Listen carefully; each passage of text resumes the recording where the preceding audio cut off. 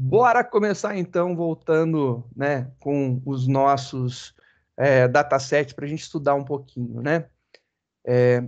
Só para a gente, eu já tinha falado em off, mas vou repetir só para ficar registrado para quem assistir, né? Então a gente vai fazer um primeiro passo de estudo, que é a obtenção dos dados, também conhecido como mineração, e depois a gente faz um tratamento, a gente abre, vê, dá uma olhada, né, nos dados, se precisa de alguma coisa. Depois a gente começa com uma análise exploratória para entender melhor esses dados e começar a manipular esses dados.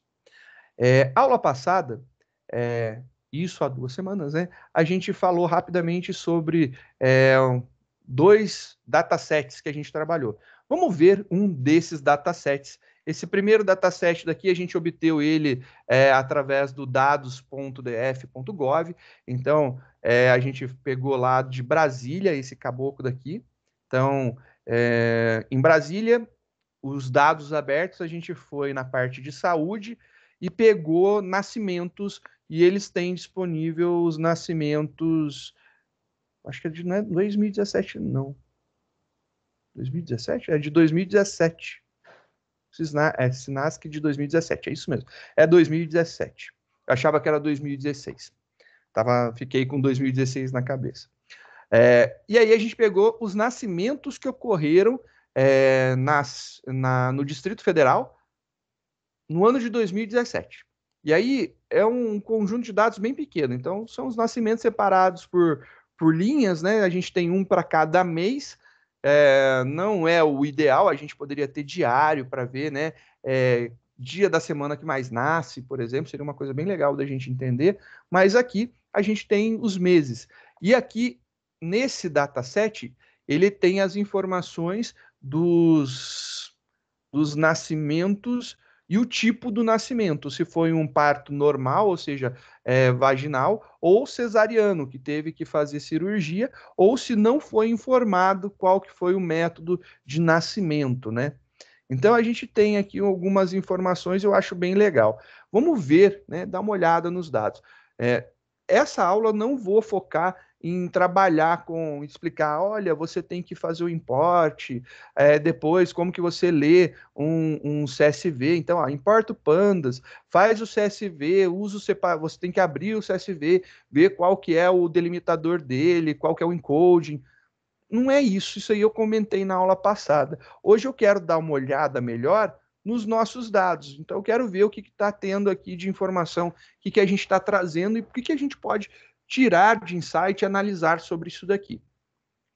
É muito pouca coisa, isso daí eu concordo. Fala assim, são 12, mas eu acho que para começar, eu acho que é legal a gente não ter um volume de dados tão grande para que não confunda e a gente consiga ver e olhar tudo de uma vez só, né? Sem a necessidade de ter que ficar fazendo lá recortes ou pegando amostras para poder supor alguma coisa. Esse cara daqui tem algumas informações legais, olha só. O parto normal está aqui de 2000. Você tem lá 2.200, 2.200, 2.500, 2.200, 2.400, 2.300, 2.000.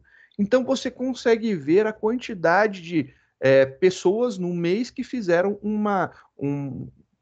deram à luz naturalmente sem ter que fazer a cirurgia de cesárea. Já o cesáreo, você começa a ver aqui, olha, tem bastante. E aí você começa a perceber, você olhando, você consegue ver, olha, aqui é 2.200, 2.400, 2.200, 2.300, 2.500, 2.600, 2.200, 2.400.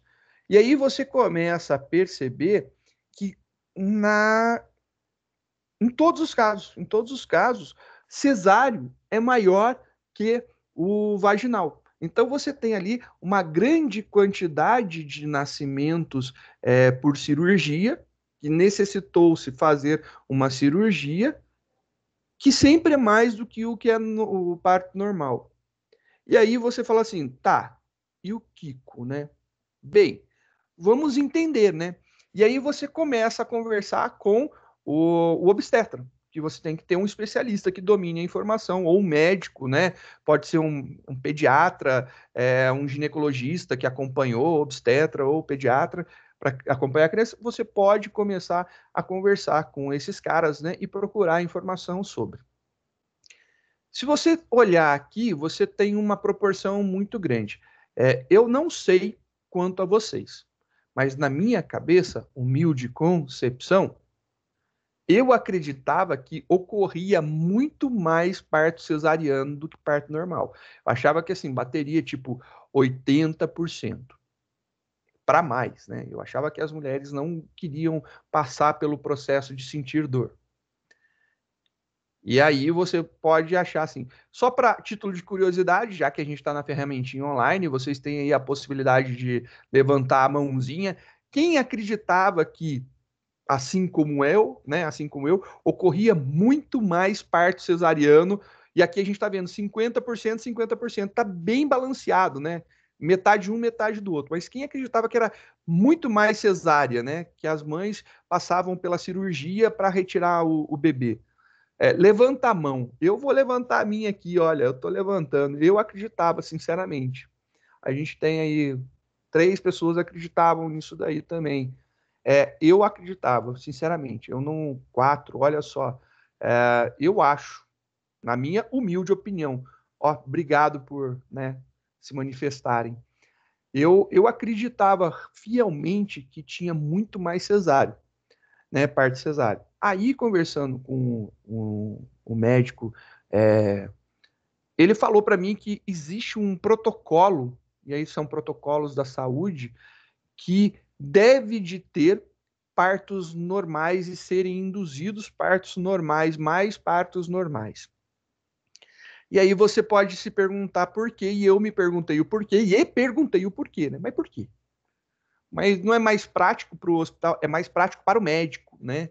O médico que faz o parto é mais prático ele chegar lá, opa, 9 horas, vou fazer aí o parto da Mariazinha. Ô, Mariazinha, tudo bom? 9 horas, já tá com a anestesia pronta aí, fião, já tá ok, vamos abrir a barriga, tirei a criança, beleza, dá o tapinha no bumbum, criança tá viva, legal, respirou, respirou, limpou, costura aqui, beleza, tô indo fazer outro parto. Então, um médico com hora marcada, para ele é muito mais interessante. Agora, ele ficar lá, e aí, como é que você tá? As contrações, esperando, é um problema de tempo que o médico tem que ficar aguardando. Aí fica, a mulher fica internada, tendo contrações, sentindo dores, até chegar o momento do parto, e aí ele tem muito esforço, né, para pegar, fazer a cirurgia, fazer o parto, verificar a posição da criança, ajudar ela a sair, fazer todo o processo é mais demorado. Ele gasta mais tempo, ele consegue fazer menos partos normais do que partos cesarianos. Isso aí é uma verdade. E aí, para ele ganha menos dinheiro, porque ele consegue fazer menos parto.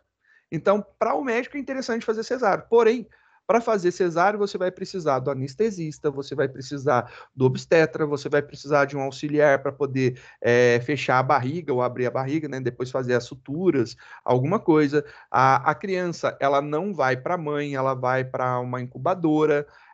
A mãe vai ficar internada em alguns dias, então muito provavelmente ela não conseguirá fazer muita coisa, que é cuidar do bebê, ela não consegue cuidar logo do dia. O corpo dela demora muito tempo para voltar ao normal, então ela vai ter uma cirurgia, cortes internos, então o corte externo tá belezinha, a parte interna ainda não aconteceu a cicatrização completa, então ela fica afastada das suas atividades normais por muito mais tempo, exigindo acompanhamento. E aí ele explicou que o protocolo da saúde está exigindo maior quantidade possível de partos normais ou vaginal, como é o termo técnico utilizado, justamente para evitar tirar a mãe do convívio, né, social e familiar.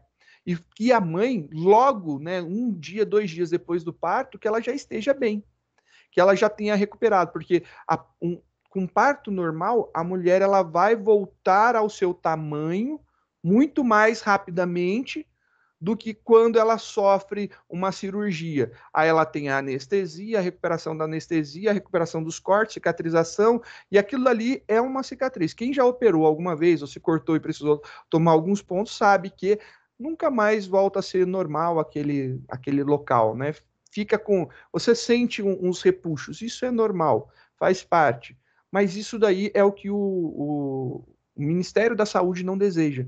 Deseja que a mulher tenha saúde, esteja saudável.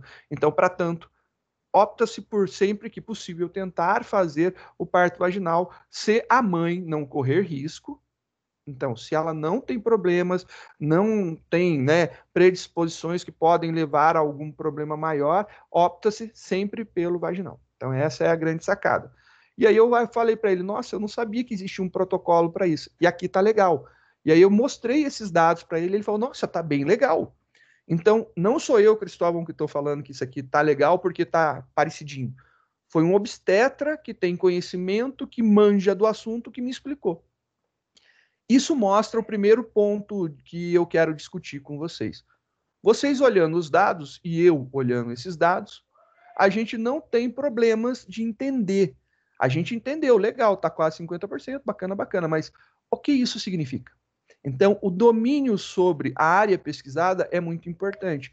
Então, a gente precisa estudar, precisa entender e precisa compreender muito bem o que a gente está vendo, para a gente não tirar conclusões inseguras.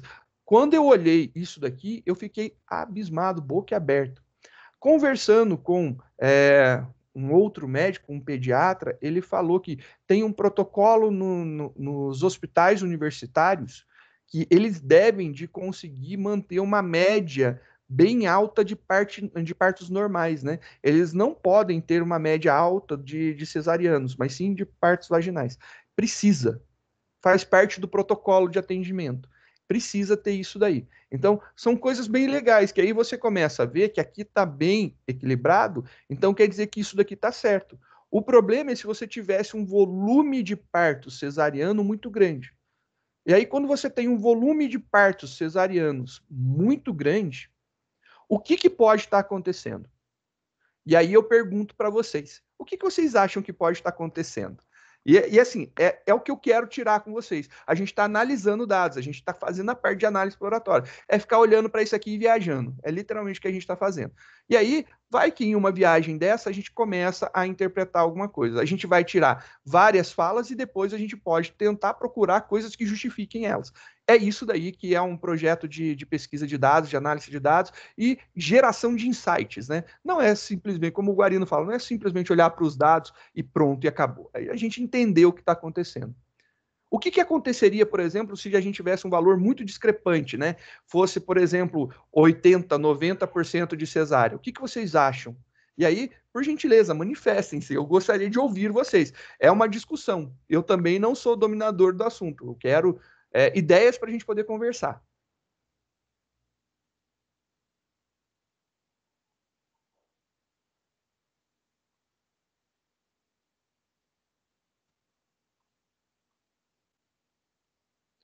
Eu quero imaginar assim, Vinícius, olha só. Imagina, a gente está olhando aqui esse cenário, no ano de 2017, a gente viu que ficou muito equilibrado, ficou quase 50-50, né? Os partos normais e os partos cesarianos, ficaram bem equilibrados. Eu quero saber de vocês, né? O que vocês imaginam, o que vocês pensam, se fosse, por exemplo, parto cesariano muito mais alto do que o parto normal? O que isso daqui pode influenciar? O que isso daí quer dizer no local? Qual que é o problema disso daí?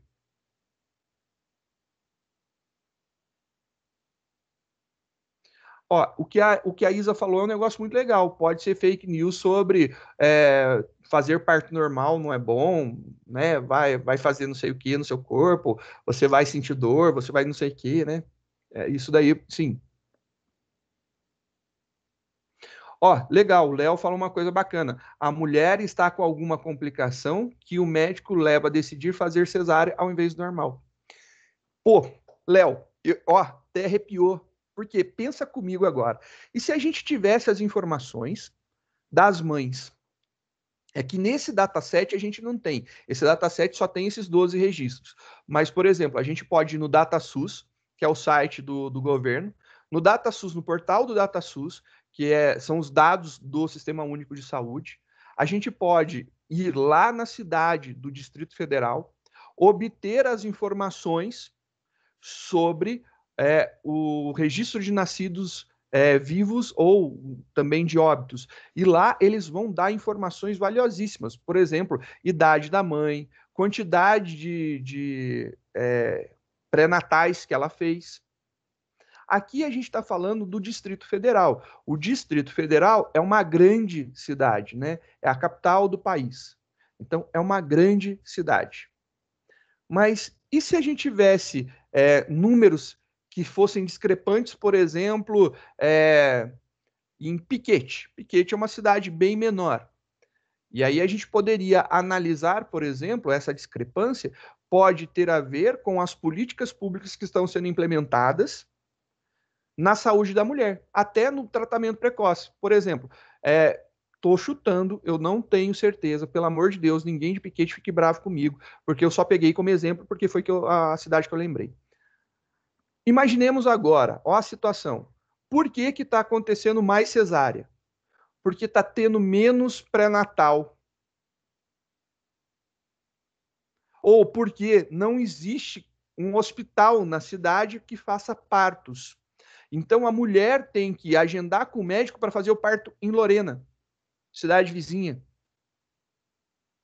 Manjou? Entendeu agora o que é olhar para esses dados e você começar a tirar insights? O que a Isa falou bateu super legal. Pode sim. Será que nessa época, por exemplo, como que a gente poderia ter certeza do que a Isa está falando? A Isa falou para a gente assim: fake news sobre parto normal. Aí cai o número. Pô, legal. Aí você fala assim: nossa, não tem como descobrir isso. Cara, tem. Sabe como? A gente poderia pegar e fazer uma análise de tweets, por exemplo. Verificar se tem gente em 2017 falando sobre parto cesariano ou parto normal, né? Partos.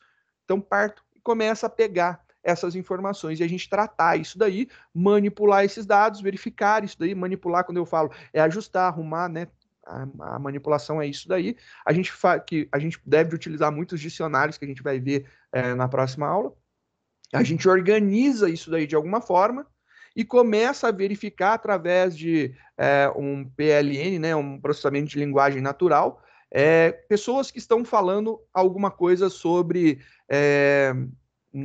partos, ou parto normal, ou parto cesariano. Então a gente pode fazer uma análise para parto normal, parto normal, parto cesariano.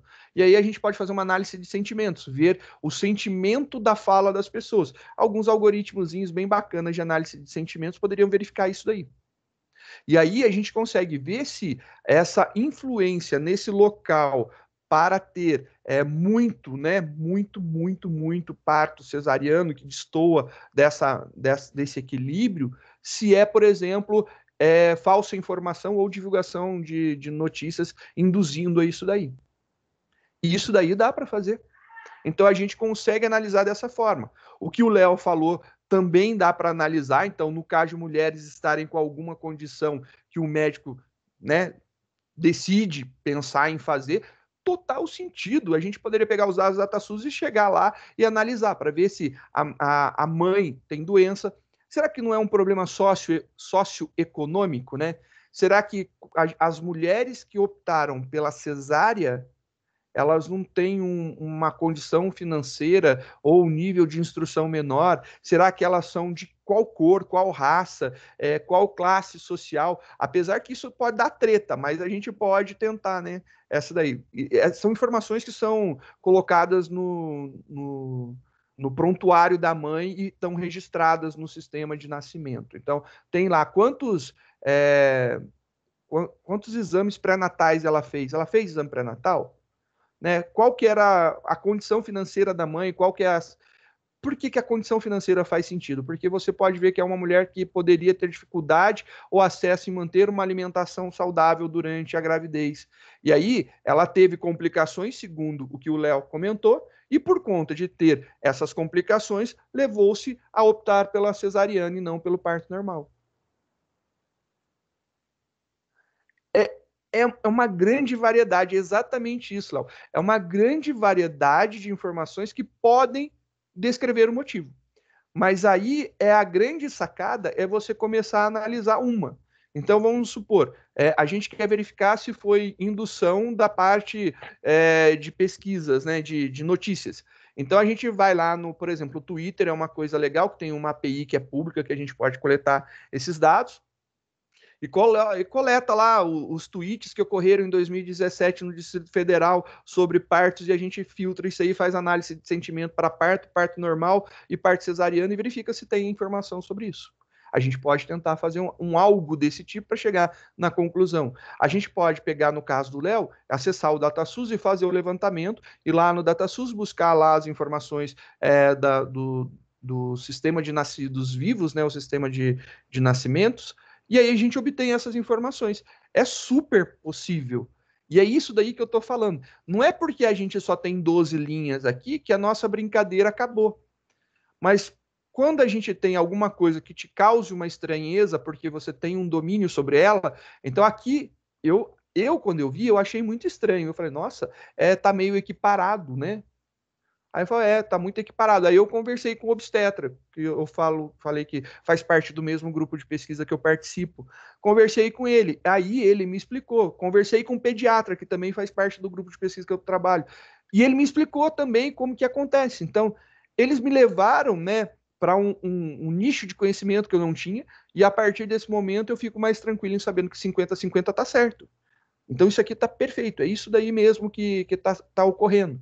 Então, esses detalhes são fabulosos para a gente poder começar a analisar e entender, por exemplo, sobre políticas públicas. Tudo depende do foco. No caso, como são muitas, né, muitas possibilidades de análise, vamos supor que a Isa é jornalista. E ela quer fazer um estudo para verificar se está tendo muita disseminação de fake news sobre alguma coisa. Ela pode ir para essa área, pega esses dados, vai lá para a parte do que a gente falou e vai analisar. Então, você é um médico e você trabalha na cidade desses dados aqui. Você está olhando isso aqui e você está falando, nossa, está muito discrepante. Sei lá, você é o secretário de saúde da cidade, você quer descobrir o que está acontecendo. Então você vai pegar e chegar e chamar assim: olha, vem cá, Léo, eu gostaria de saber o que está acontecendo. O Leonardo vai lá e vai resolver. Como que ele vai resolver? Ele tem essas informações e a partir disso ele vai começar a pesquisar as demais. Isso daí é minerar dados, é escavucar, procurar e para tentar justificar isso daqui. Então a gente pode ter, por exemplo, nesse caso, vamos supor, aqui está equiparado, mas novamente, se a gente tivesse lá uma discrepância muito grande para o lado do cesariano, o Distrito Federal fica numa região muito seca.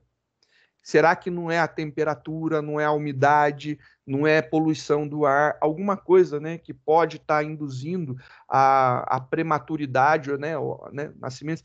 Quantos desses são prematuros? Também é uma outra pergunta, porque se é prematuro, muito provavelmente não foi um parto normal, né? Quando é antes do tempo é cesariano normalmente. Então tem esses detalhes também que são importantes. Só lendo o comentário do Léo. O que eu consigo enxergar é que desde a vida social da pessoa, como a classe, até a sua saúde física como mental, porque ambas podem afetar diretamente dependendo das situações. É isso, é isso, é isso mesmo, é isso mesmo. É exatamente isso, Léo. A gente está escavucando. É, o meu orientador, ele fala uma frase que eu acho um barato, né? Ele é uma pessoa de mais idade, né? Como eu falo, ele já tomou até a vacina, se eu não estou enganado, já tomou a segunda dose, então dá para ver que ele já está lá na frente. Fico com inveja dele, mas tudo bem, né? E aí eu falo para ele: nossa, professor, interessante isso. É assim mesmo, a gente vai olhando, analisando, né? Fazendo as nossas conjecturas e a gente vai procurar carninha debaixo desse angu. É o termo que ele utiliza.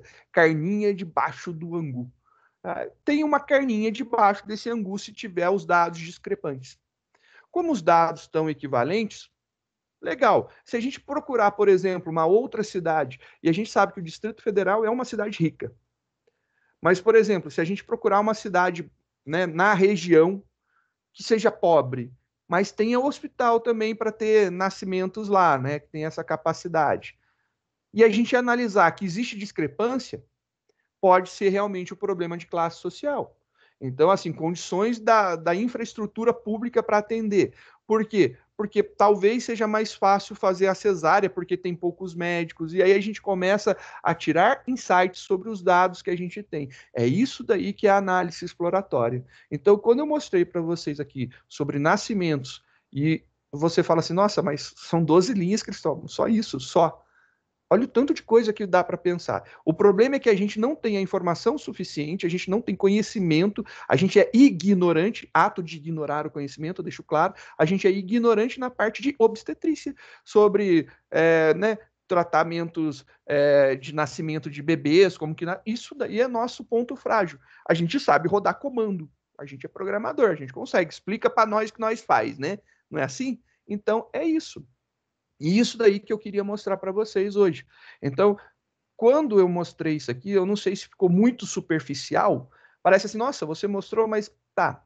E o que, que a gente pode ver desses dados aqui? Esses aqui são só dados numéricos, né? Mas a gente pode tirar algumas informações. O primeiro é uma data que está composta, ano, mês. Então, essa coluna, ela é legal, mas não é muito legal, a gente não vai utilizar muito ela nesse momento. O que, que a gente pode utilizar dela é em que época do ano mais nasce. Então, eu posso ver assim, em que época do ano mais nasce. Se você olhar aqui, ó, 2, 3, 2, aqui, ó, 23, 24, 24, 24, 24, 25, 25.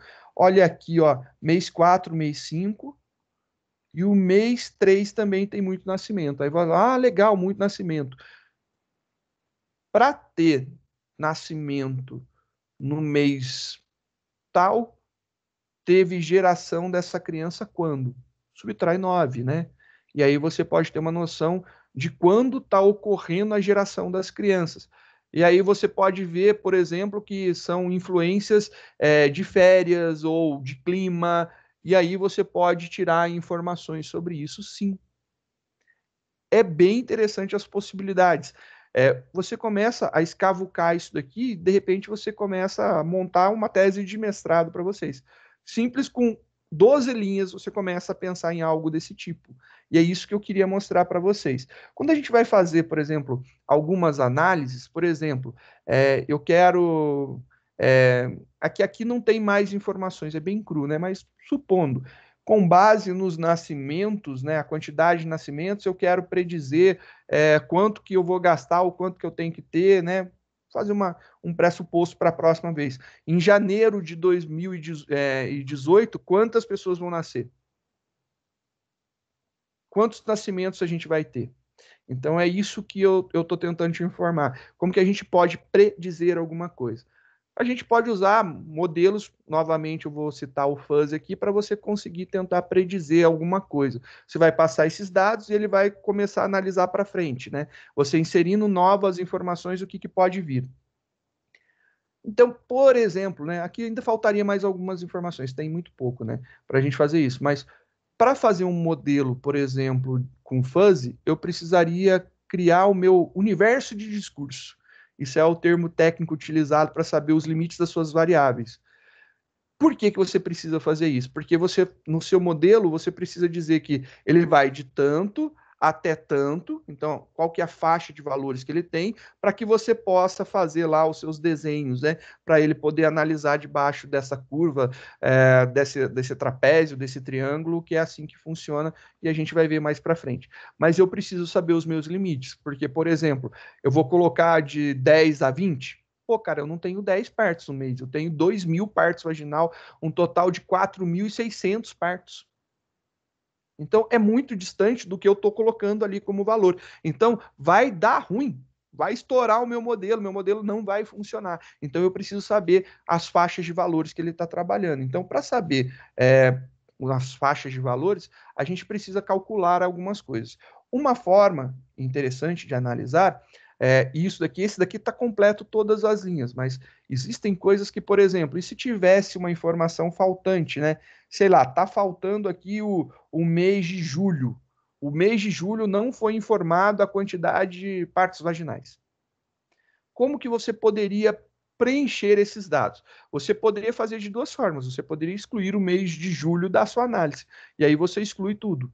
É uma possibilidade. Você pode calcular uma média. Então, entre o mês anterior e o mês posterior.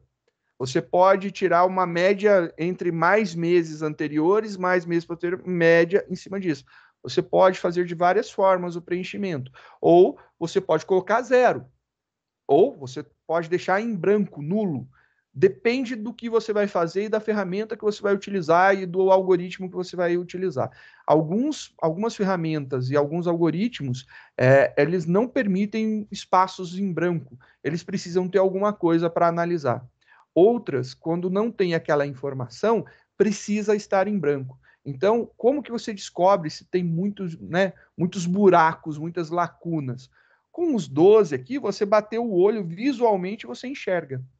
Mas e se fosse 12 mil linhas? Como que você iria olhar 12 mil linhas e achar um buraco em branco em algum lugar? Através do count, né, do data frame. Você rodando ele, olha só que legal. Esse daqui ele está falando, ó, tem 12, são 12 meses, né? São 12 registros para ano mês, para vaginal, para cesáreo, para não informado e para total. Ou seja, não existe nenhum dado em branco. Esse aqui está completinho, perfeito. O próximo que a gente manipulou, que a gente brincou, que foi aqui o do Pronatec, que a gente buscou no dados.gov, né? A gente pesquisou a rede federal, né? Quais são as escolas federais que estão envolvidas no Pronatec. Só rodando esse cara aqui.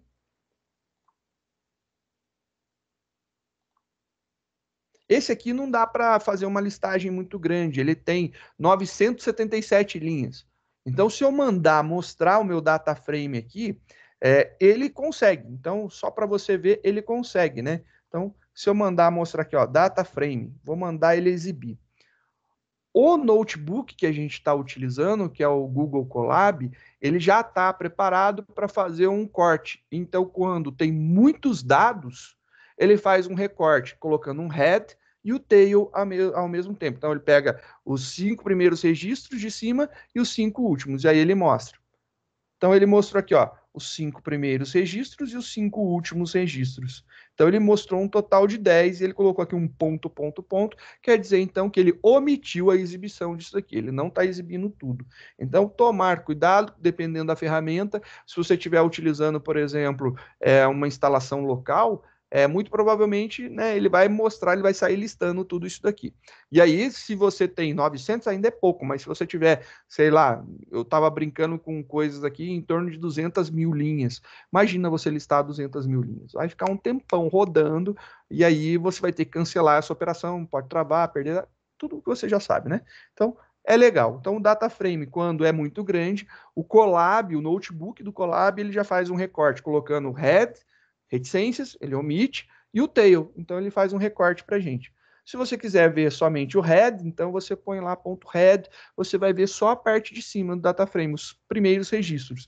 Se você colocar uma informação numérica dentro do parênteses, você vai conseguir dizer quantas linhas você quer. Ah, eu quero um head com 10 linhas. Então, beleza, você executa isso aqui, ele vai trazer 10 linhas. Então, são as 10 primeiras linhas que ele vai trazer. Se você não colocar nenhum número, ele vai, por padrão, trazer 5. É o padrão dele. Ah, eu só quero ver 3 linhas. Beleza, coloca 3 entre os parênteses. Funciona da mesma forma com o tail, né? Então, o tail, para ver o final do seu data frame, do seu conjunto de dados, você executa ele. Se você quiser ver mais, você coloca, ou menos, né? Você quer ver diferente de 5, coloca um valor que você queira aqui. Aí você consegue uma listagem diferenciada. Olha só esse count, né? Se eu der um count agora no data frame, a gente tem aqui vários nan, né? Olha lá, nan, nan, nan, nan, nan, nan, nan, nan, nan. Eu tenho várias falhas. Eu tenho um total de 977 registros, mas em sigla da unidade de ensino, somente 794 tem valores. O restante não tem. Então a gente tem vários valores em branco aqui. Então a gente começa a ter informação faltante. É importante, dependendo do que você for fazer. Aqui eu peguei esse daqui porque eu sabia que estava com falha nas siglas que eu queria mostrar. É um caso bem específico, não está mostrando tudo. Se você fosse usar isso aqui para alguma coisa, né, poderia dar ruim. Então a gente teria que fazer uma limpeza, ou fazer um preenchimento, ou colocar um valor padrão, ou qualquer coisa que seja, tem que se entender e manipular aí é um trabalho de testado. Qual que é a resposta certa? Não sei. Eu não sei qual que é o dado que está faltando, eu não sei a relevância dele, eu não sei a importância dele, eu não sei se tirar ele vai fazer sentido. Então, às vezes, a gente não pode tirar o que está faltando, a gente tem que preencher. E aí a gente tem que analisar a melhor forma de preenchimento. Se vai ser um preenchimento com um valor padrão para tudo que tiver vazio, ou, por exemplo, um preenchimento com um valor médio, com uma mediana, com alguma coisa tem que ter aí para poder, né, você ver se vai arrancar a linha ou se vai colocar um valor quando é necessário que ele tenha, quando é necessário que ele exista. Mas só que tem aqui, vou voltar no outro para ver aqui, ó. Tem aqui uma coisa legal. Eu vou dar um describe no data frame dos nascimentos. Lá só tem valor numérico, beleza? Então aqui só tem valor numérico. O ano e mês não era nem para ter calculado, porque na verdade isso aqui é uma data, mas ele está em formato numérico, ele interpretou assim. Então eu vou pular essa coluna daqui, eu não vou nem comentar sobre ela, que não era para ser comentada mesmo. Mas tem algumas coisas legais. Por exemplo, partos normais, né? Então vamos lá, nos partos normais. Quantos registros de parto normal eu tenho? Eu tenho 12. Qual que é a média? Então, qual que é a média mensal? Então, você olhou o data frame, você não tem essa informação. Mas aqui, quando você dá um describe, ele consegue mostrar para você qual que é a média mensal de partos normais. Então, a média mensal é 2.282 partos. Então, é uma média de 2.282 partos por mês. Então, um mês pode ter 2.500, 2.600, outro mês pode ter um pouco menos, né? Mas quanto mais e quanto menos, né? E aí vem o desvio padrão, que é o standard, né? O standard é o nosso desvio padrão. O STD é o desvio padrão. Então você consegue ver aí que existe um 2.282 mais 121 para cima e menos 121 para baixo. É uma faixa mais ou menos do que acontece. Então, o desvio padrão é grande, é 121. Então, tem sim uma oscilação muito grande na quantidade de nascidos mensalmente, né? Não segue uma linearidade crescente ou decrescente. Então, ele tem uma oscilação muito grande. Você pode ver agora, e agora entra lá dos mínimos aos máximos. Como eu tinha comentado com vocês em off, se você quiser rodar no Excel, o Excel tem uma fórmula chamada quartil.inc, de INC, de incremento, né? Eu não sei se é incremento, mas é INC de incremento. Então é quartil e INC. Você pegaria lá o seu conjunto de dados, sua faixa de valores, e aí tem o segundo parâmetro. 0 é mínimo, 1 é os 25%, né, ou o primeiro quartil, o 2 é os 50%, ou metade, ou a mediana, né, e o 3 é os 75%, e o 4 é o máximo, que é o valor máximo. E aqui, olha só que legal, quando eu perguntei para vocês, se a gente olhar aqui os dados, bater o olho, qual que é o menor valor, qual que é o maior valor para a gente poder montar a nossa faixa para a gente aplicar no nosso modelo. Beleza, você pode rodar agora um comando describe e ele vai conseguir te mostrar aqui, perdão, qual que é o menor. O menor valor é 2.180. Qual que é o maior valor? 2.560. Então, é isso daí. É a faixa de valores que eu preciso tratar. Então, eu vou começar a tratar em cima disso. E aí vamos comentar algumas coisas, né? Por exemplo, aqui a gente está falando de nascimento, mas vamos supor que a gente estivesse falando de, é, sei lá, poluentes do ar, já que são de nascimentos, que a gente tivesse os poluentes para verificar se afetaram os nascimentos, né? Poderia ser algo desse tipo para a gente estar pesquisando. Quando que é bom e quando é ruim? Bem, a gente precisa do especialista. Se você não tem especialista, a gente vai pesquisar.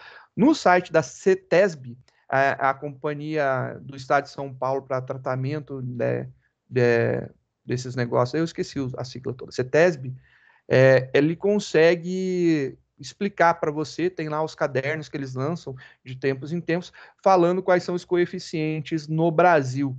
Então, sei lá, vamos pegar um poluente, o particulado grosso, né, que é o PM, material particulado grosso, que é o PM10. Esse cara daí são as partículas que são inaláveis, né, até 10 microns, né, 10 micrômetros, que você pode inalar esse negócio, vai para dentro, isso daí faz mal para você. Pode ser poluição, sujeira, queima, qualquer coisa. E você poderia querer saber, né, classificar entre bom e ruim. Você vai lá no site da CETESB e você verifica, né? Você verifica lá quanto de poluente é bom e quanto de poluente é ruim. Então você cria lá uma faixa de bom, ruim, médio, moderado. Ele tem lá quando é bom, quando é ruim, quando é médio, quando é moderado, quando é crítico. E aí você pode ver. E aí, em cima disso daí, você pode vir aqui e verificar, em cima dos quartis, né, das divisões, os seus valores, por exemplo, se fosse aqui a concentração dos poluentes, em qual quartil que está entrando, né? Para você saber como que estão divididos seus dados, para ver como que você vai fazer. De repente, você tem tudo no primeiro quartil. Então, você tem muito dado aqui e um pouquinho aqui. Então, será que essa divisão e análise não vai ficar ruim? Porque você tem muito volume de dados aqui e pouco volume aqui. Essa divisão ficando desigual pode ser não interessante, né? Pode deixar de ser interessante. Então, às vezes, você consegue descobrir que a aplicação desse método não vai ser legal baseado nos quartis, né? Então, essa daqui é uma saída legal, ver o valor mínimo, ver lá os valores, o ponto médio em 25%, né? A divisão de 1/3, o meio e a divisão lá dos 25% de cima. Então, você consegue ter uma ideia do que você pode analisar. Então, por isso que eu estava falando que é importante entender isso aqui e estudar um pouco de estatística para você poder ver. Então, faz parte sim do processo, entender um pouquinho disso daí, para a gente poder brincar e né, se divertir com esses dados. Aqui, a mediana, se você for pegar, né, vamos fazer uma brincadeira. O valor mínimo é 2.180, beleza? Valor mínimo. O valor máximo é 2.560. Então, eu vou somar aqui mais 2.560, beleza? Se eu pegar esses caras, somar, deu 4.740. Se eu dividir esse cara por 2, teoricamente é a nossa média, 2.370. Mas por que deu 2.244 aqui e meio? E por que a nossa média deu aqui, ó, 2.200? Não deu os 2.300. Sim, porque eu tive aqui a soma de todos os valores e aí ele dividiu por 12. Isso daí dá a média. Aqui nos quartis, ele vai ver qual que é o valor que está no meio. E aí, por que deu 50? Porque a gente tem valores pares. Como eu tenho valores pares, ele vai pegar os dois que estão no meio, vai somar e dividir por 2. Então, se você pegar e colocar em ordem essa coluna, pegar os dois valores do meio, somar eles e dividir por 2, vai dar alguma coisa e 50. Então, essa é a jogada para você entender. Então, não é a média do maior com o menor. Então, não é isso que eu quero. Você tem a média dos valores, a média do maior para o menor e você tem a mediana. A mediana é o ponto central dos seus dados. Se você tem muita discrepância dos seus dados, mediana é uma coisa legal, porque você pode pegar. Se os valores são aproximados, a média é melhor. Então, tem aonde utilizar para você poder analisar, por exemplo, na hora de você determinar o valor médio do teu modelo, o que é bom, né? Até quando está bom, vai até o valor médio. Do médio para lá é ruim. Por exemplo, no caso de um poluente aí que a gente poderia ver, seria tirar uma ideia de como fazer. Aqui eu só estou dando uma exemplificação de como que a gente poderia chegar nessa conclusão, né? Então, essa é a análise que seria feita. Vamos ver lá no outro dataset, que o outro dataset ele tem textos, né? Tem mais texto que qualquer outra coisa. Então, como que ficaria esse cara aqui, né? Se eu der um describe nele, você vai ver só, olha só aqui que diferença. Ele tem count, unique, top e frec, que é frequência. O que é isso daqui, né? O que essa tabela está falando? Ele está mostrando aqui em cima cada um dos campos, assim como o outro, porém aqui tem count, unique, top e frequência, né? Aqui ele tem count, min, standard, que é desvio padrão, valor mínimo, os 3 percentis e o valor máximo. Claro, ele não tem valores numéricos para contar e tirar informações. Já que não tem valores numéricos, olha só que interessante. Ele mostra para você qual a quantidade, ou seja, se tem lacunas. Então, o Describe também falou: olha só, a gente tem um total, e a gente sabe que o nosso total de registros é 977, só que desse campo daqui, eu só tenho preenchido 794, então eu tenho lacunas. Os outros, olha lá, 977, os outros são preenchidos, então os outros são tudo ok. Então, para os outros, eu poderia trabalhar numa boa. Valores únicos, né? Então, para ver coisas que se repetem. Quantos valores únicos eu tenho? Eu tenho 977 linhas. Só que esse cara aqui tem quase 800. Das 800 linhas, ele tem só 58 que não se repetem. 58 valores únicos, né? O resto, você vai imaginar que tudo repetição de um dos itens.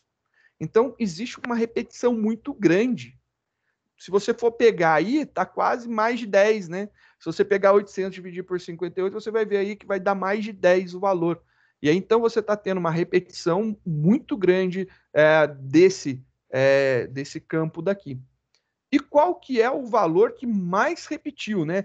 Quem mais apareceu? Foi esse tal de IFMG, o Instituto Federal de Minas Gerais. O Instituto Federal de Minas Gerais, ele ocorreu 85 vezes. Ele repetiu 85 vezes. E aí você fala, nossa, repetiu tudo isso. Mas você, olhando assim, o que você tira de conclusão com essa repetição?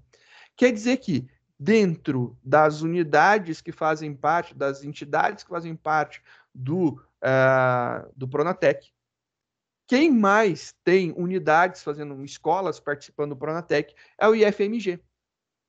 Então, o Instituto Federal de Minas Gerais é a entidade que mais tem escolas participantes do Pronatec. Olha, a gente já começou a tirar uma informação rápida e muito útil.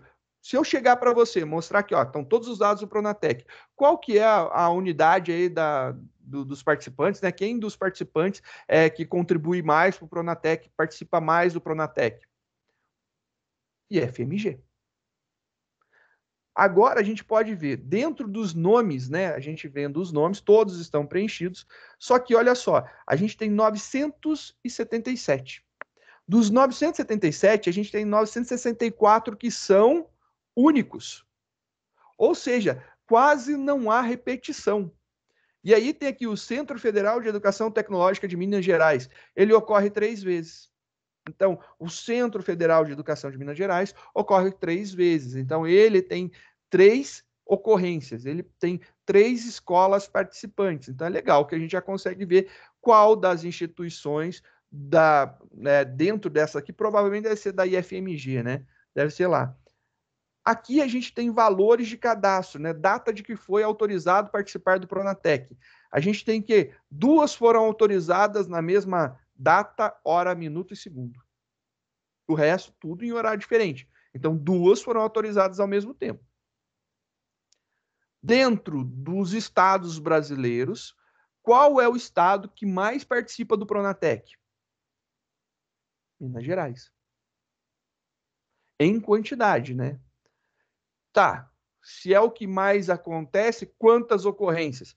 205 ocorrências. Puxa, 205 ocorrências de 977 é coisa pra caramba. A gente tem uma porrada de estados, 27 estados aí, é muita coisa. Então a gente tem muita informação. Agora, vamos ver as cidades. Aí você fala, nossa, Minas Gerais está batendo de fora a fora. Mas quando você vê unidades, cidades aonde tem unidades participantes do Pronatec, você começa a verificar aqui. É o Rio de Janeiro. O Rio de Janeiro, a gente tem aqui 726 únicos, né? É bem menor do que esse 976, bem menor, mas ainda assim é um valor que tem muito dado único, né? Muita informação única sem repetição, ou seja, não tem muitas cidades que tenham mais de uma unidade. Olha só que legal, a gente sabe que o Rio de Janeiro tem 25 escolas que participam do Pronatec. Cidade do Rio de Janeiro, não é o estado, é a cidade. Aqui é o município, né? Da unidade de ensino. Então, o município do Rio de Janeiro tem 25 escolas participantes do Pronatec. Você pode falar assim, nossa, mas o que isso tem a ver, né? Eu Não gostei dessa informação. Sim, você não gostou, mas se você trabalhasse, por exemplo, uma secretaria de educação, você poderia ver que, pô, Rio de Janeiro tem muita gente participando do Pronatec. Será que eu não consigo, né, atrair mais escolas da minha cidade ou um secretário de educação para vir participar aqui? Porque o Rio de Janeiro está, sabe, você começar, tem outros dados, né, valores, você poderia ver quanto que foi repassado para tais locais, quantidade de alunos atendidos, você vê se você não consegue melhorar os seus dados e os seus índices de acordo com os outros, né, você está vendo e você tira insight para melhorar. Pô, o Rio de Janeiro tem tudo isso, por que que o Rio de Janeiro tem tanto? Ah, por causa do tamanho. Será? Não sei, cara, assim, parece um absurdo, mas não sei. A gente tem que pesquisar, tem que, né, analisar melhor essas informações e descobrir por que que no Rio de Janeiro tem tanta unidade participante do Pronatec. Será que aí vamos pegar a teoria da conspiração? Será que tem algum esquema de desvio de dinheiro para isso? Só porque é Rio de Janeiro é maldade falar, né? Mas é uma ideia que você pode começar a analisar. Por quê? Está chegando o recurso do Pronatec nessas unidades? Então é um ponto interessante para se ver. Não que seja só do Rio de Janeiro, pelo amor de Deus. Meu pai é carioca, ele ficaria revoltado se eu falasse isso, né? Você pode selecionar apenas uma coluna, então você pode fazer a seleção da coluna, e em cima disso daqui, você pode, por exemplo, fazer aqui ó, um Value Counts. Porque a gente falou aqui em cima que Minas Gerais é o estado que mais tem unidades participantes do Pronatec. Mas se você quiser, por exemplo, verificar qual que tem mais, ó, a que tem mais é Minas Gerais. Pô, 200, cara, 205. Rio de Janeiro está em segundo lugar com 70. Olha só, São Paulo está com 61 unidades. Então você consegue ver aqui e o Value Count já traz o resultado para você. Eu queria ter tido mais tempo, né, na aula passada para mostrar dessa forma mais calma para vocês. Mas aqui eu mostrei os comandos. Agora a gente está entendendo o que, que a gente pode tirar de informação, né? Então, rodar o comando somente por rodar, macaquinho faz isso daí. Você manda macaco fazer aquilo ali, clica no botãozinho, ensina ele a fazer, dá recompensa para ele, ele vai ficar fazendo. Ou senão aquele bichinho que fica pegando água e fica fazendo. Você coloca em cima do enter lá, ele vai, pum, toda hora ele vai rodar sozinho. Vai resolver? Não, porque eles não conseguem tirar insights. A gente está olhando os dados e tentando descobrir o que, que a gente pode analisar em cima disso aqui e tirar informações. São dois bancos de dados, né, dois datasets que para mim não faz sentido na minha vida, né? O que eu tenho a ver com o Distrito Federal e por que eu quero saber o nascimento lá? Não tem. Eu não tenho formação para isso. E eu não tenho, né, interesse em saber nada sobre isso daí lá. Eu, Cristóvão, não tenho. Mas eu tenho interesse em saber, por exemplo, se isso daqui é uma informação legal. Se, por exemplo, está nascendo direito, se é certo essa média, se as regras públicas, né, do Ministério da Saúde dizem qual que é a taxa de nascimento, né, entre vaginal e cesáreo que eu devo de ter. Por exemplo, indicação para onde mais eu tenho para onde está indo os recursos do Pronatec. Fazer um gráfico em pizza. Será que isso daqui é quantitativo, né? Então é quantidade. Mas será que Minas Gerais está recebendo um maior, né, aporte do Pronatec, o maior valor financeiro? Ela tem 200, ela tem aí um valor quase 4 vezes maior que o segundo colocado. Mas será que ela está recebendo quase 4 vezes mais? Ou será que, por exemplo, lá no Rio de Janeiro tem escolas maiores participantes e por conta do tamanho elas recebem mais dinheiro, ou em São Paulo? E aí você consegue fazer políticas públicas da onde está indo o dinheiro, para onde, por que está indo. Mas eu estou mandando, sei lá, vamos falar, R$ 1.000 para cá. E para lá eu estou mandando 10 mil. Pô, mas eu estou mandando 10 mil para o Rio de Janeiro e estou mandando 1.000 para Minas Gerais, mas Minas Gerais tem muito mais escola. Por que está tendo esse envio de uma maior quantidade? Por causa, talvez, da quantidade de alunos, né, atendidos? Quantidade. Eu tenho muita escola, mas pouco aluno, né? Não vai dar um valor significativo. São coisas que a gente pode começar a analisar e verificar. E aí, o que eu posso fazer para melhorar? O que, por exemplo, levou Minas Gerais a ter tanta escola participante do Pronatec? O que as escolas de Minas Gerais têm de diferencial que conseguiram participar do Pronatec, que nos outros estados ficou quase 4 vezes menor para mais, né? Alguns casos aí muito mais. O que levou? Será que eu, né, na parte de análise, pensando, o que eu posso fazer para melhorar e atrair mais recursos do governo federal para a minha parte de educação? Olha só as coisas legais que a gente pode pensar. Isso daí que a gente só viu alguns comandinhos. Então, brincando, né, vendo os comandinhos, você pode fazer várias brincadeiras e testar. Por exemplo, com a unidade de ensino, você pode ver lá quais das unidades de ensino tem mais, né, ocorrência. E era isso daí que eu queria que vocês entendessem. Não é porque a gente rodou uns comandinhos de Python, né, lá do Pandas, que a gente está sabendo o que a gente está fazendo. Tem que começar a tirar insights, ver um pouco de estatística e analisar isso aqui melhor. É isso daí que eu gostaria de deixar de recado para vocês. Eu espero que para a semana que vem a gente possa mais fortemente experimentar outros datasets, ver e tentar tirar conclusões. Mas muito legal e muito obrigado para todos aqueles que, né, mandaram ideias ou ficaram curiosos. Eu espero que seja isso mesmo. Eu sou um curioso da parte de análise de dados. Eu espero que vocês se tornem tão curiosos quanto eu, ou até mais, né?